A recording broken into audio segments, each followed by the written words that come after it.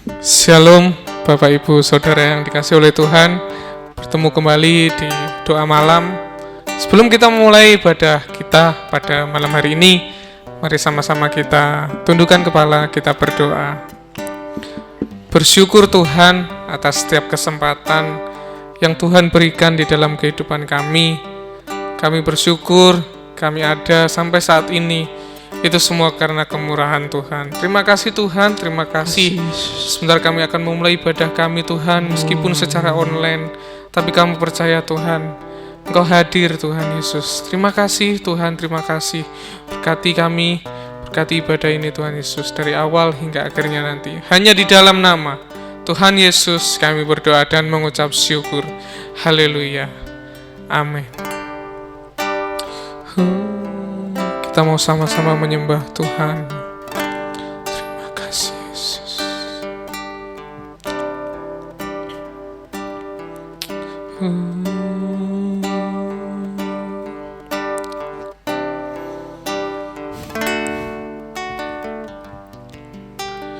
Dekat padamu itu rinduku.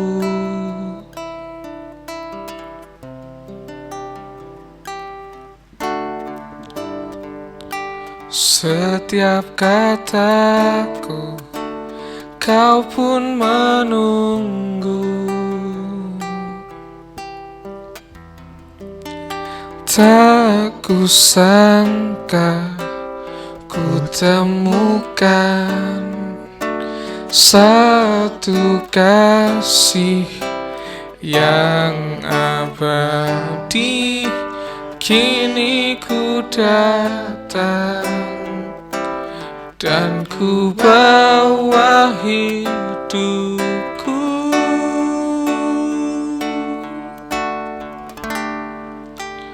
Memandang wajahmu, mengikuti kebaikanmu, mengejar hadirmu di dalam hidupku.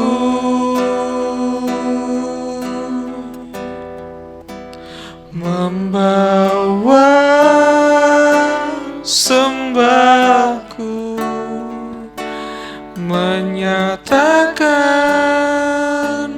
kebesaranmu, mengejar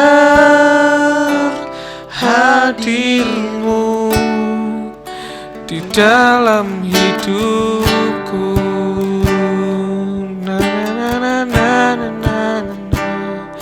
na na na na na na na na.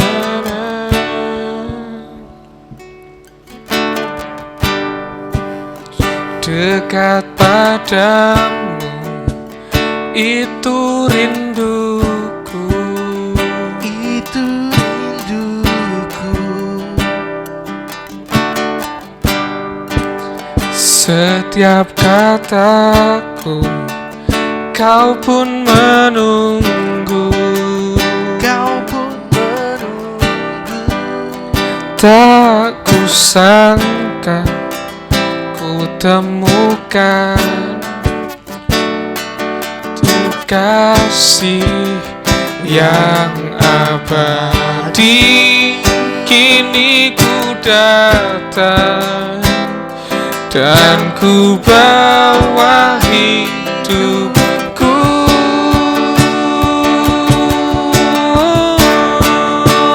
Memandang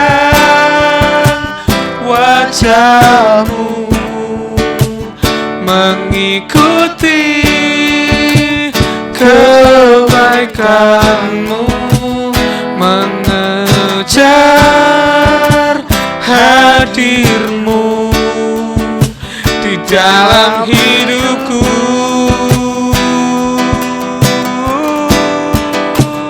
Membawa sembahku, menyatakan kebesaranmu, mengejar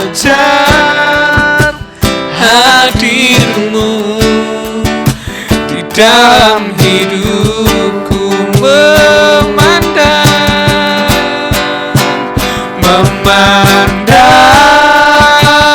wajahmu, mengikuti kebaikanmu, mengejar hadirmu di dalam hidupku, membawa sembahku, menyatakan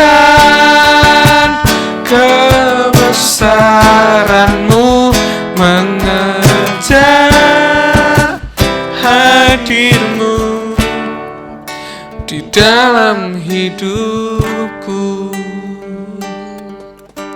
Terima kasih. Memandang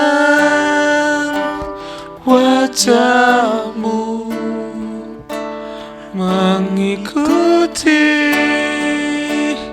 kebaikanmu, mengejar hadirmu di dalam hidupku,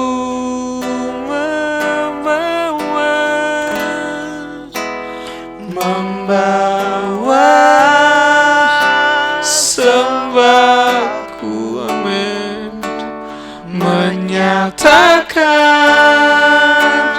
kebesaranmu, mengejar hadirmu di dalam hidupku. Sekali lagi kita katakan, memandang wajahmu, memandang wajahmu, mengikuti kebaikanmu, mengejar hadirmu di dalam hidupku. Amin. Membawa sembahku, menyatakan kebesaranmu, mengejar hadirmu di dalam hidupku, memandang wajahmu, mengikuti kebaikanmu, mengejar hadirmu di dalam hidupku, membawa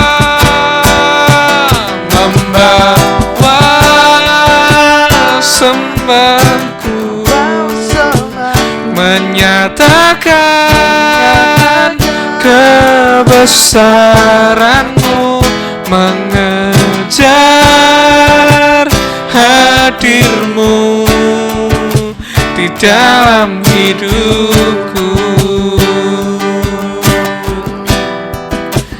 mengejar hadirmu di dalam hidupku,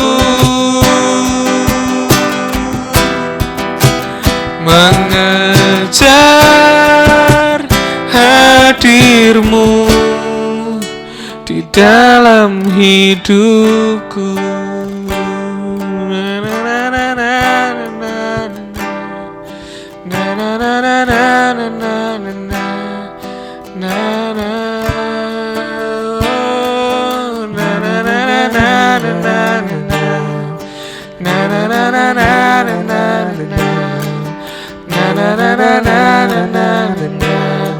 Oh, na na na na na na.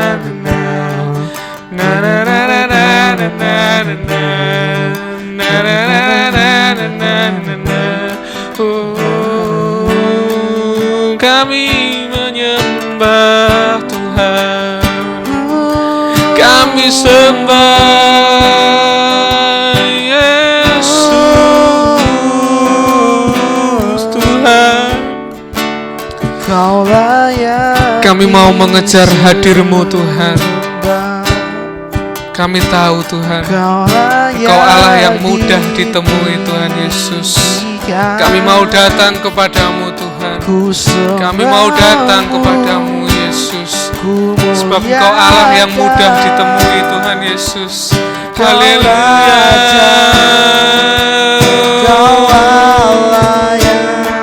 Kami mau mengejar hadir-Mu Tuhan. Kami mau fokus. Kami mau fokus hanya kepadamu Yesus. Haleluya, haleluya. Mari jemaat, kita sembah Tuhan. Dimanapun kita berada, kita tetap percaya bahwa Tuhan Yesus selalu beserta dengan kita. Amin. Haleluya.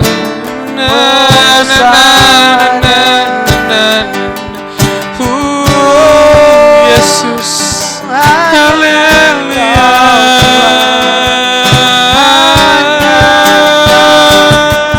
Ku sembah Tuhan. Haleluya. Ku sembah. Haleluya. Kami bersyukur Engkau baik Tuhan. Nyata kuasa-Mu. Haleluya. Haleluya. Terima kasih Tuhan. Engkau Allah yang berkuasa.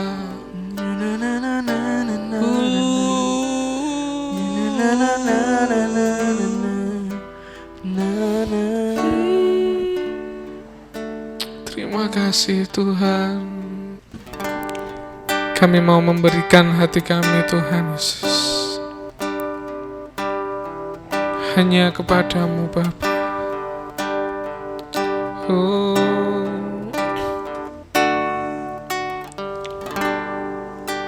Terima kasih Yesus. Telah ku dapati kasih yang sejati, yang mampu mengubahkan hatiku. Kasih yang Kau beri jauh melebihi segalanya di dalam hidupku. Ku berikan semua yang berharga, semua yang mulia, semua yang terbaik dari hidupku. Hanyalah bagimu, hanyalah untukmu, hanyalah bagi kemuliaan-Mu.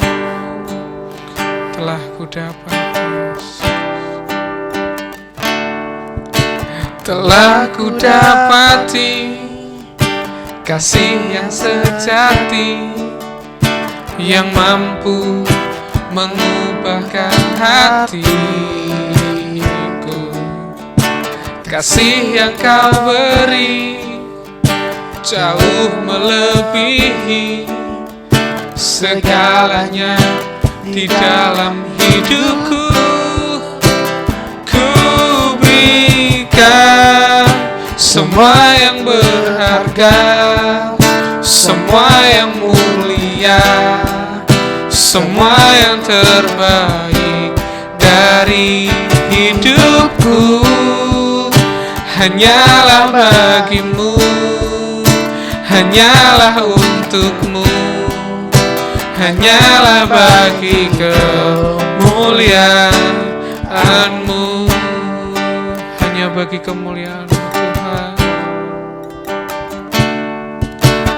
telah ku dapati kasih yang sejati, yang mampu mengubahkan hatiku.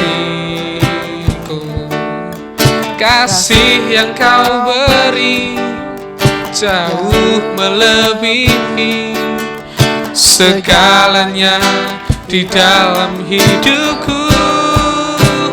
Ku berikan semua yang berharga, semua yang mulia, semua yang terbaik dari hidupku. Hanyalah bagimu, hanyalah untukmu, hanyalah bagi kemuliaan. Berikan semua yang berharga, semua yang mulia, semua yang terbaik dari hidupku. Hanyalah bagimu, hanyalah untukmu, hanyalah bagi kemuliaan. Ku berikan semua yang berharga, semua yang mulia, semua yang terbaik dari hidupku. Hanyalah bagimu, hanyalah untukmu, hanyalah bagi kemuliaan-Mu.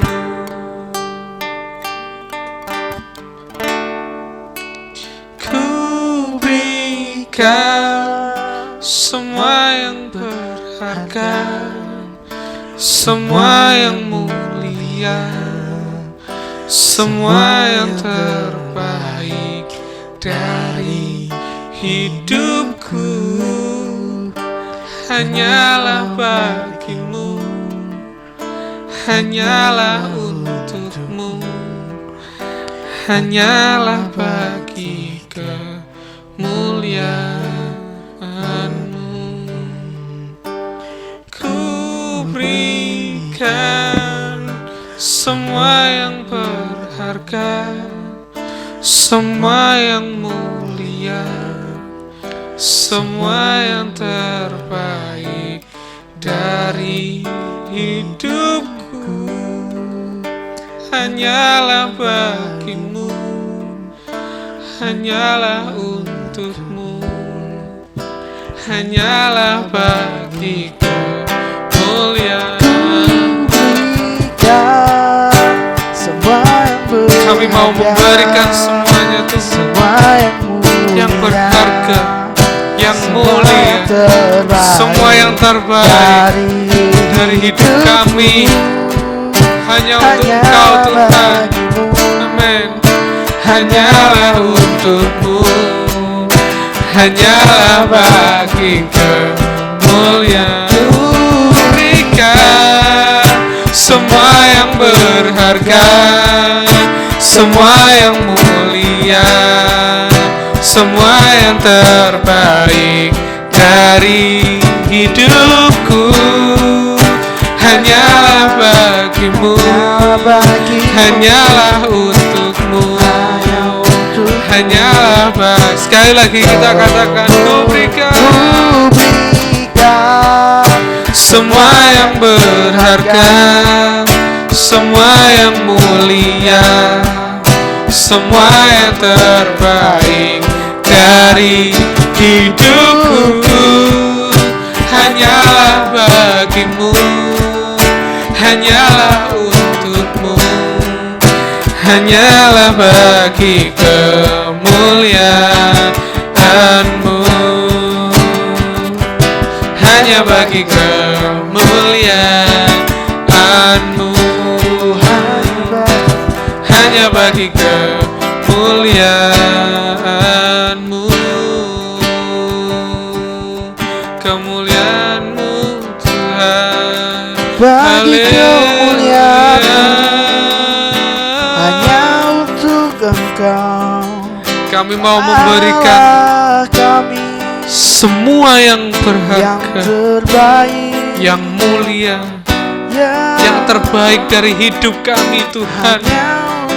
Hanya kemuliaan-Mu, hanya untuk kemuliaan-Mu Bapa. Haleluya, padamu haleluya. ku berikan untuk Engkau Rajaku, Kau Tuhanku, Haleluya. Allahku. Terima kasih Tuhan. Haleluya, haleluya, haleluya. Yesus, Kau Raja di atas haleluya. Terima kasih Tuhan. Haleluya. Kami menyembah meninggikan nama-Mu Bapa. Haleluya.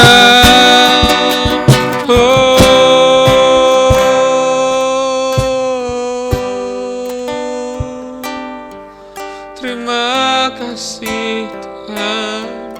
Engkau Allah yang layak, Engkau yang layak disembah, Engkau layak dipuji, Engkau layak disembah. Oh,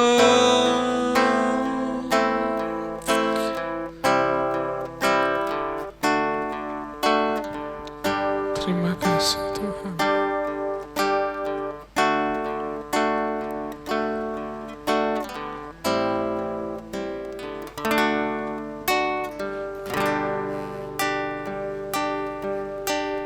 Terima kasih. Layak dipuji, disembah, Kaulah yang bertahta dulu, sekarang dan selamanya. Raja atas segala raja, nama-Mu besar termulia.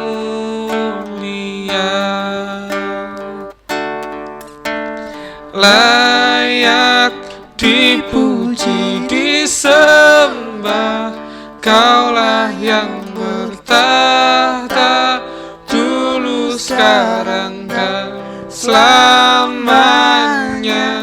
Raja atas segala raja, nama-Mu besar termulia.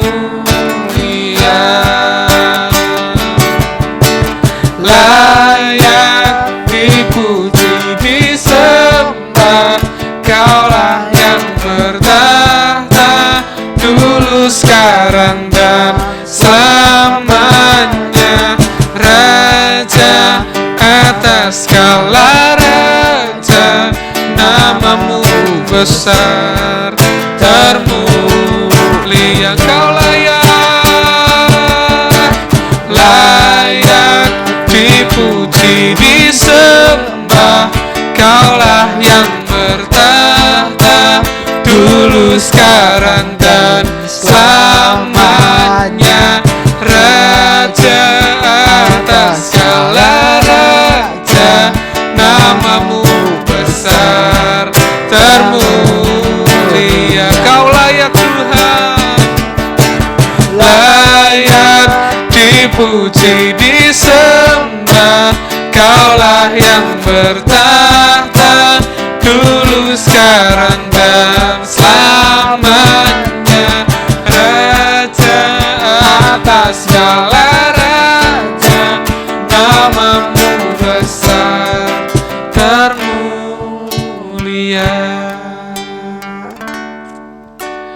Layak dipuji, disembah, Kaulah yang bertahta dulu, sekarang dan selamanya.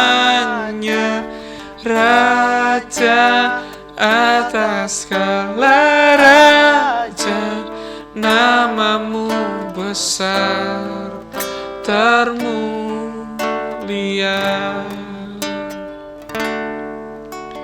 layak dipuji disembah. Kaulah yang bertahta dulu, sekarang, dan selamanya. Raja atas segala raja, namamu besar termulia.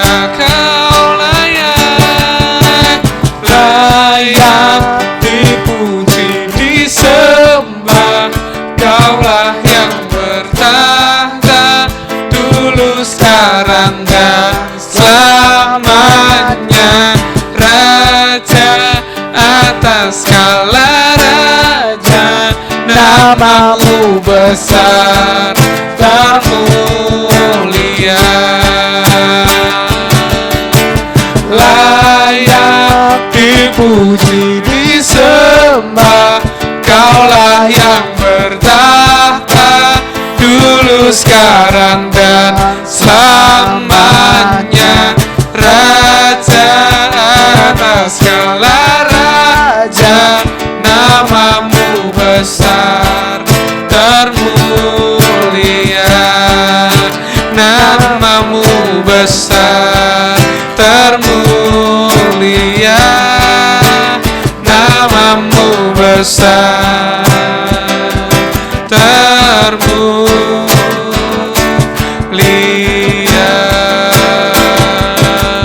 Namamu besar Tuhan Yesus, namamu besar Tuhan. Kau layak dipuji, kau layak disembah.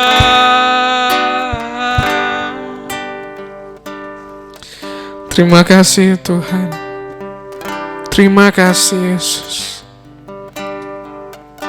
Kau layak dipuji Tuhan Yesus. Sebentar Tuhan, kami akan mendengarkan firman-Mu. Ajari kami Tuhan untuk mendengar firman-Mu dengan baik Yesus, supaya firman-Mu tertanam di hati kami Tuhan Yesus. Di dalam nama Tuhan Yesus kami berdoa dan mengucap syukur. Haleluya. Amin. Shalom, Bapak Ibu Saudara dikasih oleh Tuhan. Kita bertemu lagi di acara Bible Class kita hari ini. Bible Class kita hari ini sudah bagian part yang ke-21. Kitab ulangan kita. Sambil mengingat kembali ya, kitab ulangan. Bangsa ini telah dipilih oleh Tuhan. Kitab Keluaran ditebus dari Mesir dengan kemah tabernakel yang lengkap. Dan diinstruksikan dalam waktu sebulan untuk hidup dalam kesucian, itu kitab Imamat. Dan kitab Bilangan adalah dipersiapkan untuk memiliki tanah perjanjian setelah mereka melewati 40 tahun di padang gurun. Nah, jadi kitab ulangan ini adalah kondisinya, keadaannya waktu itu Musa akan meninggal. Tuhan sudah berkata sama Musa, Musa, kamu tidak akan masuk tanah perjanjian. Ya. Dan itu sebabnya kitab ini mencatat 4 khotbah Musa yang terakhir. Kata-katanya kepada generasi yang baru. Kenapa? Karena pembaca asli itu adalah orang Yahudi, orang Israel yang berumur 20 tahun ke atas pada waktu Exodus. Dan sekarang mereka sudah siap mau masuk negeri perjanjian. Dan mereka mendengar 4 khotbah Musa ini. Kata kunci kitab ulangan adalah renewal, pembaharuan. Pembaharuan perjanjian Musa, perjanjian Sinai, perjanjian Taurat, perjanjian Allah. Dan kita bisa melihat bersama-sama ayat kunci dari kitab ulangan adalah, dengarlah hai orang Israel, Tuhan itu Allah kita, Tuhan itu Esa. Kasihilah Tuhan Allahmu dengan segenap hatimu dan dengan segenap jiwamu dan dengan segenap kekuatanmu. Ulangan, pembaharuan perjanjian Musa. Walk through the Bible mengatakan do it run on me. Nah, kita sudah sampai Ulangan pasal yang keempat, dan ini adalah penghujung dari khotbah Musa yang pertama yang menceritakan tentang tindakan Allah di masa lampau buat orang Israel. Jadi kita melihat ya, pasal pertama kita melihat tinjauan Allah untuk tindakan-tindakan Allah, dan sekarang pasal 4 membicarakan tentang nasihat untuk mentaati hukum dan tentang penyembahan berhala. Nah, minggu kemarin kita sudah sampai kepada tinjauan hukum, ya. Tetapi minggu ini kita mulai ayat ke-9. Ayo kita baca Ulangan pasal 4 ayat yang ke-9. Tetapi waspadalah dan berhati-hatilah, supaya jangan engkau melupakan hal-hal yang dilihat oleh matamu sendiri itu, dan supaya jangan semuanya itu hilang dari ingatanmu seumur hidupmu. Beritahukanlah kepada anak-anakmu dan kepada cucu cicitmu semuanya itu. Nah, tujuan pengalaman di Horeb, ya, itu pengalaman di Sinai 40 tahun yang lalu. Ayat 9 ini membicarakan peringatan yang sungguh serius untuk waspada. Waspadalah dan berhati-hatilah. Waspada, hati-hati. Ini peringatan yang diulang-ulangi dalam sepanjang kitab Ulangan, ya. Dan jangan engkau melupakan hal-hal yang dilihat. Nah, ayat 9 ini membicarakan peringatan serius. Kenapa? Karena orang Israel dari generasi ke generasi, dulu generasi ayah mereka 40 tahun di Horeb, jatuh ke dalam dosa. Dosa apa? Dosa penyembahan berhala. Sama sekarang generasi yang baru ini, baru saja terjadi di Moab, Baal Peor. Dan Musa bisa melihat itu semuanya. Jadi Musa menceritakan, ingat dulu di Horeb. Horeb itu Sinai juga ya, sama. Nama Horeb, nama Sinai tempat yang sama. Musa disuruh naik ke atas oleh Tuhan. Bersama Tuhan 40 hari 40 malam. Lalu Musa dapat 2 lobato. Sementara mereka menunggu Musa tidak turun-turun, di bawah di kaki gunung Horeb itu, orang Israel jatuh ke dalam penyembahan berhala, patung lembu emas, seperti yang kita lihat ini. Jadi nasihat ini untuk mentaati hukum dan menentang penyembahan berhala. Kenapa bangsa ini bisa cepat berubah menjadi penyembah berhala, dari penyembah yang benar menjadi penyembah berhala? Ada 2 cara ya, gimana caranya yang saling terkait. Yang pertama, kebobrokan pikiran manusia. Ya, itu sama seperti yang diulangi dalam kitab Roma ya. Tidak ada yang benar, seorang pun tidak. Semua orang telah jatuh dalam kemuliaan Allah, jatuh dalam kemuliaan Allah, seperti itu. Nah, kebobrokan pikiran manusia sehingga dengan cepat melupakan perbuatan besar Allah yang membawa mereka keluar dari Mesir.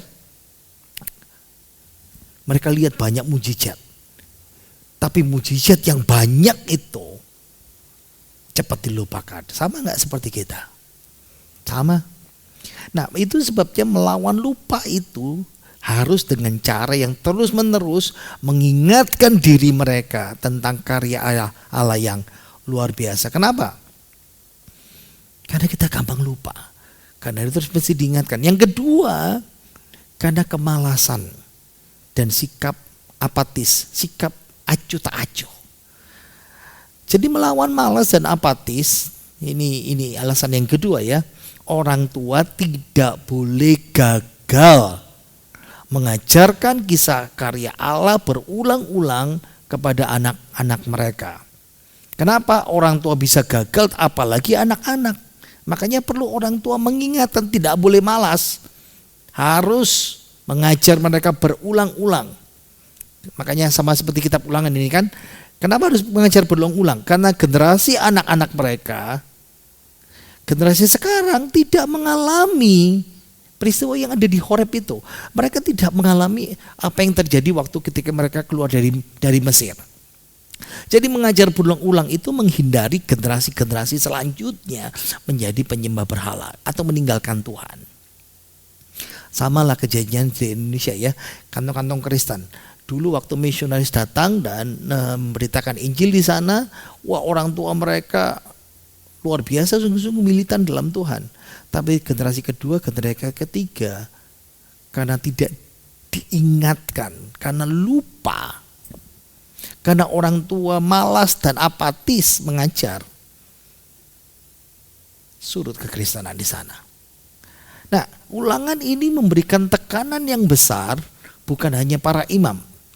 Ingat ya, bukan imam atau pemimpin agama, tapi orang tua bertanggung jawab atas pendidikan rohani anak-anak mereka. Kenapa? Nah, catatan untuk para orang tua. Karena orang tua zaman sekarang melepaskan tanggung jawab mengajar berulang-ulang setiap hari seperti yang diperintahkan, diserahkan kepada guru sekolah minggu cuman seminggu sekali. Bagaimana asupan gizi rohani mereka cuman seminggu sekali dari sekolah minggu, ajaran yang di-share di grup online sekolah minggu, padahal tanggung jawab itu adalah tanggung jawab orang tua. Dengar baik-baik orang tua ya. Tuhan mempercayakan peristiwa besar pewahyuannya seperti pemberian 2 loh batu ya di Sinai, di Horeb itu, kepada pelayan yang setia dan tidak boleh melupakan dan harus meneruskannya. Jadi melawan lupa ini. Jangan lupa, itu penekanan. Lihat ya, pasal 4 ayat 9, ayat 23, ayat 31, pasal 6 ayat 12, pasal 8 ayat 11, ayat 14, pasal 19 ayat 9, pasal 7 ayat 25 sampai 19. Berkali-kali diingatkan. Ayat berikutnya, ayat 10. Yakni hari itu ketika engkau berdiri di hadapan Tuhan Allahmu di Horeb, waktu Tuhan berfirman kepadaku, suruhlah bangsa itu berkumpul kepadaku. Maka aku akan memberi mereka mendengar segala perkataanku, sehingga mereka takut kepadaku selama mereka hidup di muka bumi, dan mengajar demikian kepada anak-anak mereka. Lalu kamu mendekat dan berdiri di kaki gunung itu.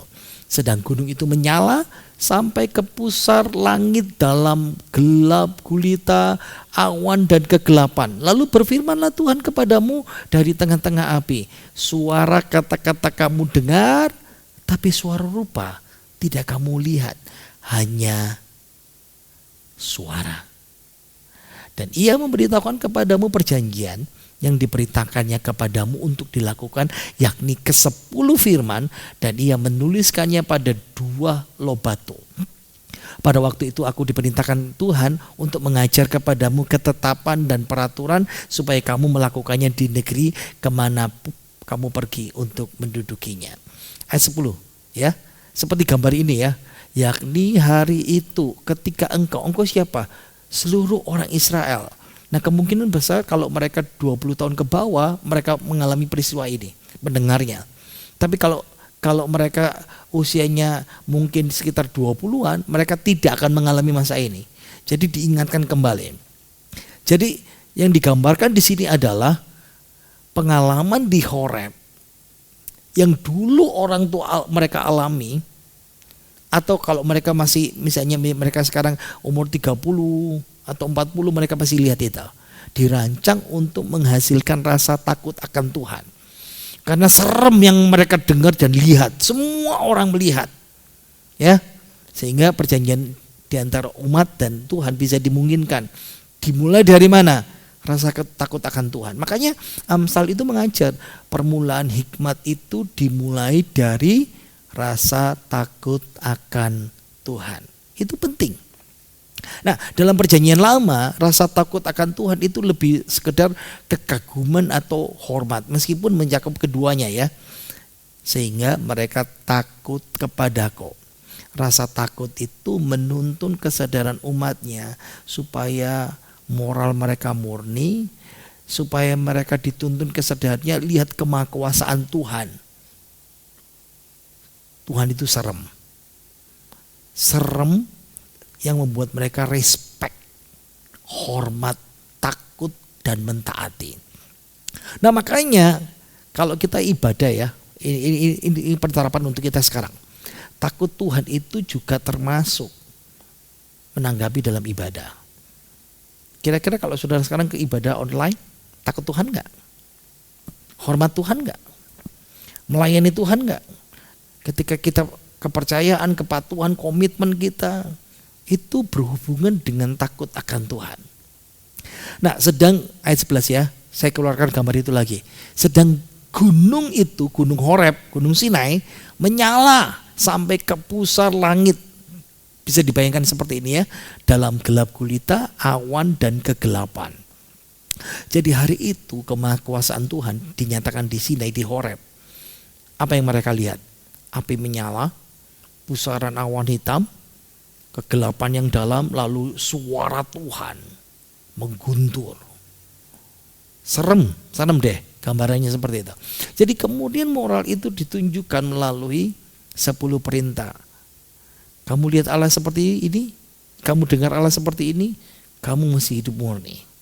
Itu poinnya. Nah, pengalaman ini orang Israel belajar takut akan Allah secara pribadi.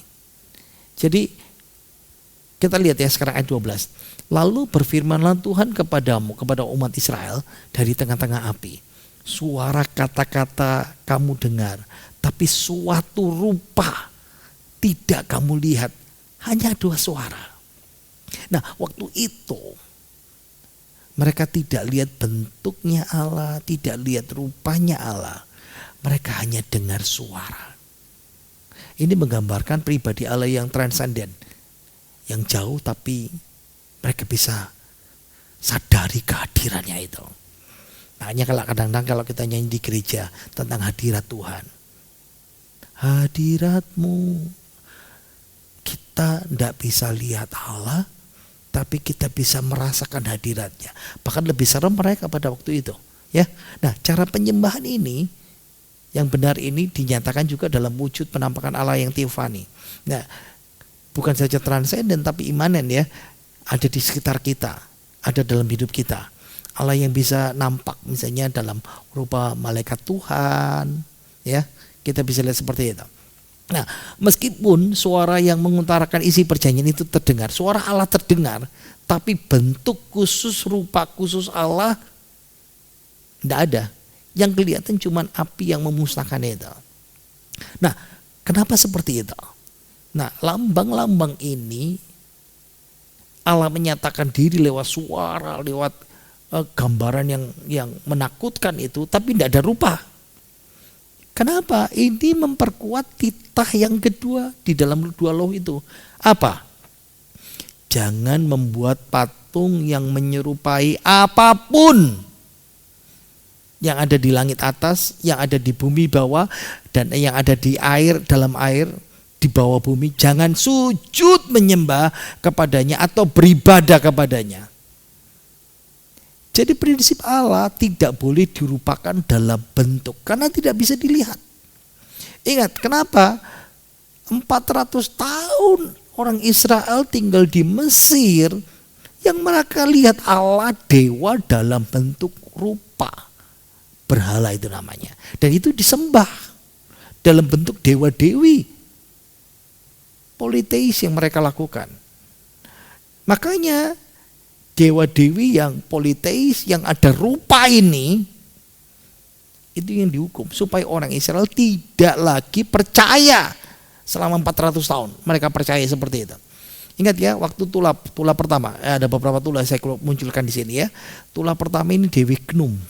Lihat ya, lihat ini, kepalanya kambing, ada tanduknya, bisa tanduk yang seperti ini ya, melingkar-lingkar. Ini tanduk biasa. Ini dewa mereka, dewa Sungai Nil, tidak berdaya. Knum itu dewa penjaga Sungai Nil. Ada lagi namanya dewa atau Dewi Hapis. Ini roh Sungai Nil. Ini dewa intersex. Maaf ya, saya bukan porno. Saya mau tunjukkan, maaf. Lihat di sini ya, dengan perut besar, ya, tapi dia punya payudara. Tapi ini ada jenggot, jadi muka laki tapi model perempuan. Dan ini yang dihukum Tuhan. Dewa penjaga rohnya Sungai Nil tidak berkuasa. Heket, itulah kedua, Katak. Biasanya orang-orang ini penjaga, Heket ini penjaga wanita melahirkan. Lalu misalnya Set, dewa padang pasir. Ini dihukum juga dalam tulah ketiga, nyamuk. Tulah keempat, lalat pikat. Nah, ini bicara dewa Re, dewa matahari pencipta. Ya, bentuknya cepre, kumbang, kepala kumbang. Lihat di sini ya. Ini kepala kumbang yang ada di sini. Nah, ini dewa Re ya. Hati-hati ya. Makanya lihat ya, sekarang ini banyak aksesoris yang sudah mulai muncul dipakai orang. Dan ini lambang dewa Re, dewa matahari. Hathor. Ini kolom bangunan diisi dengan kepala Hathor di kulit Hasebut di daerah Al-Bahari. Nah, lihat ya, walaupun mukanya manusia tapi telinganya telinga sapi. Ini Hathor, ya, dewa ternak. Dihukum sama Tuhan. Tidak berdaya, dewa lembu tidak berdaya. Dewi lembu tidak berdaya menolong lembu-lembu mereka, ternak mereka yang dihukum Tuhan. Sekhmet, ya, kepala singa betina dengan piringan matahari di atasnya. Lihat ya. Tapi ada ularnya di sini. Ini dewi yang berkuasa atas penyakit. Ini Sekhmet bentuk yang lain di Kuilmut di Luxor. Sekarang disimpan di museum di Denmark di sana, Copenhagen. Ini potong dewi Sekhmet di Brooklyn di Amerika Serikat, di Brooklyn Museum seperti itu. Nah, tulah ke-6 ya, Dewi Isis, Dewi penyembuh, Dewi kesehatan, Dewi pernikahan, Dewi kebijaksanaan. Nah, ini ya, Dewi Isis sedang mengasuh Dewa Horus. Saya lompat sampai tulah ke-10. Bahkan Firaun dianggap sebagai dewa, putra mahkotanya sebagai anak sulung, anak dewa. Dan Tuhan mengatakan semua dewa itu yang berupa, yang ada bentuknya dihukum sama Tuhan. Saya mau tunjukkan, bandingkan dengan Indonesia sajalah. Ya. Jangan membuat bagimu patung yang menyerupai apapun di langit, di atas, yang ada di bumi, rupa apapun. Mau rupa Yesus, mau rupa Bunda Maria, mau rupa siapa. Jangan sujud menyembah kepadanya. Boleh apa enggak? Pernah ke Gua Maria? Oh sorry, saya balik lagi ya. Pernah ke Gua Maria? Lihat orang berdoa, sujud kepada siapa? Apa yang dilakukan orang menyembah, mencium salib Yesus? Boleh apa enggak? Apa yang dilakukan saudara kita orang Muslim? Apa yang dilakukan saudara kita orang Hindu? Apa yang dilakukan saudara kita orang Buddha? Apa yang dilakukan saudara kita orang Konghucu? Apa yang dilakukan orang-orang kejawen, dinamisme, animisme? Sama. Balik lagi. Dan ia memberitahukan kepadamu perjanjian yang diperintahkannya kepadamu untuk dilakukan. Pada poin terakhir ini Allah menekankan fakta, memerintahkan orang Israel mengikuti perintah, ketetapan dan peraturan yang diajarkan. Jangan ikuti gaya lamamu di Mesir. Kamu sekarang punya hukum. Dan ini yang diulangi oleh Musa. Dan harus diujarkan berulang-ulang ke generasi selanjutnya. Nah, itu sebabnya mereka tidak membawa rupa Allah, gambar Allah di Horeb. Allah hanya beri 2 lobato, 10 perintah. Dengan demikian ini yang membuat mereka berbeda. Berbeda dengan semua agama Timur Dekat kuno. Firman Allah itu menjadi fondasi. Nah, saya mau masuk sebagai penerapan dalam kehidupan kita. Jadi ini menolong kita ya, kenapa kita orang Kristen tidak taruh patung Yesus di gereja. Ya. Dan ini menolong kita. Oke, saya mau bicara soal penyembahan berhala zaman modern. Zaman sekarang mungkin orang lebih luas ya, tidak menyembah patung. Tapi memang ada jarang yang suka pada hal-hal yang gaib. Ya, banyak sedikit mungkin jarang orang yang suka menyukai hal yang gaib sekarang.